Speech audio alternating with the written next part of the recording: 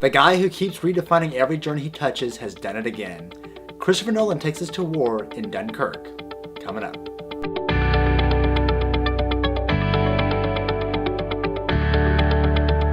Hello everyone, I'm Isaac, and this is Movie University.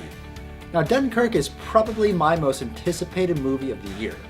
I'll admit I'm a massive Nolan fan. Anything he touches is pretty much a masterpiece in my eye. I will admit though, there are quite a few things I didn't like about Dunkirk, but there's also a ton of things I did like. In case you guys didn't know, Dunkirk is actually named after the real-life Dunkirk battle that happened in Dunkirk, France in 1940. The German army had surrounded what was left of Allied forces in the tiny little village. With German submarines controlling the seas and their air force ruling the sky, the future of the British and Allied armies looked very bleak. In an act of desperation, Winston Churchill used civilian boats in addition to military ones to evacuate as many Allied troops as possible.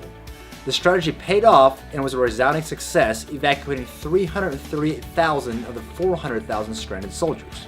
Now, one of the things I'm kind of on the fence about with this movie is the way the story is told. There isn't a real main character for you to grab a hold of. There are, though, definitely a lot of people in the film, but finding a central character is hard.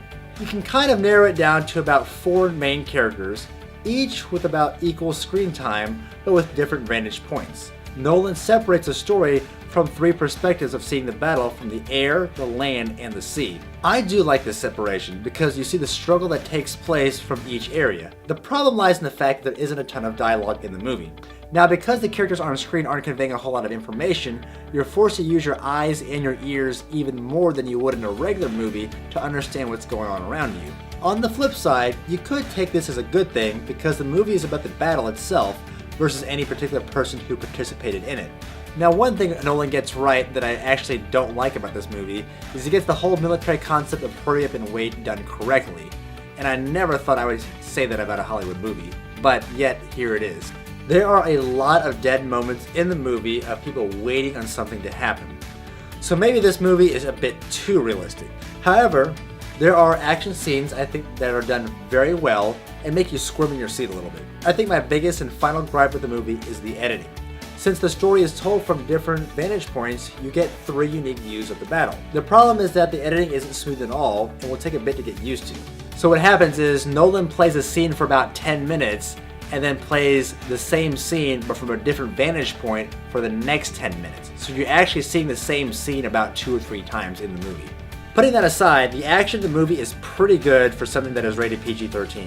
There are a lot of different types of life and death moments that we really don't see in a lot of war movies, such as drowning inside a sinking ship, or getting shot up from inside a fishing trawler, or burning to death from oil catching fire at sea. What little acting there is very good, considering that some of the cast have little to no acting experience. Now, you may or may not like the way Nolan did the story, but you can't deny he put a lot of love into making the movie itself. Most movies will recreate a location behind a studio or close to the studio to save costs. Not one to cut corners though.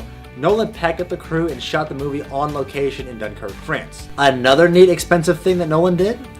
He used real British Spitfires, German Me-109s, and paid millions to renovate and overhaul World War II destroyers, minesweepers, and other small Navy craft. Almost everything you see on screen is real, with very little CGI put into post-production. As an actor, it must make things easier when everything around you is real and you're at the actual location of the event, even if you have cardboard stand-ins in the background. The marketing team at Warner Brothers has gone out of their way to make sure that you go see the movie at a premium format, namely IMAX. Roughly 70% of Dunkirk was shot in the IMAX format, and my god, do the epic shots look gorgeous. The cinematography really shines during the dogfighting scenes over the English Channel. The colors for the movie are pretty bland with a lot of grays, pale blues, and browns. It isn't until the end of the movie where reds and oranges start to appear. The score is done by Hans Zimmer, who is no stranger to big budget movies. Regrettably, there isn't a memorable score. However, the ticking stopwatch sound from the trailers makes its way into the movie on more than one occasion, making those action scenes even more intense.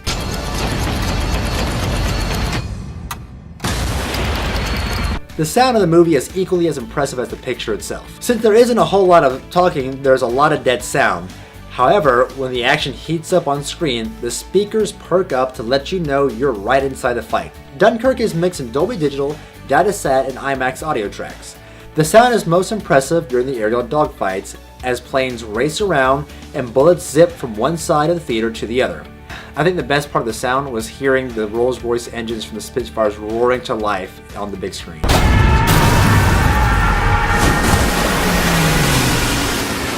Should you go see Dunkirk on the big screen?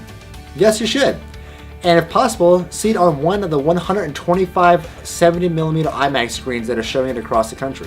Just keep in mind, it's not going to be your typical war movie. If you're unsure if paying the extra money for IMAX is worth it or not, check out my video explaining what IMAX is at the end of this one. We shall fight on the beaches. We shall fight on the landing grounds. We shall go on to the end. We shall never surrender. We shall never surrender. We shall never surrender. Now, if you like what you saw today, be sure to hit the subscribe button on your way out. I'm Isaac, and this is Movie University.